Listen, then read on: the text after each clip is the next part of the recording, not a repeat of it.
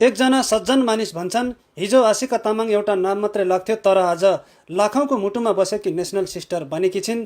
भाइ कान्छा भनेर बोल्दा त्यो आवाजमा माया, करुणा र अपनत्वको शक्ति थियो। अझ भनौँ, घाइते जेन्जी युवाहरूका लागि ठुलो औषधि र भरोसा थियो। सङ्कटको बेला देशभरका युवाहरूले आफ्नै दिदीदेखि आफ्नै परिवारको माया पाएको जस्तो अनुभूति गरे।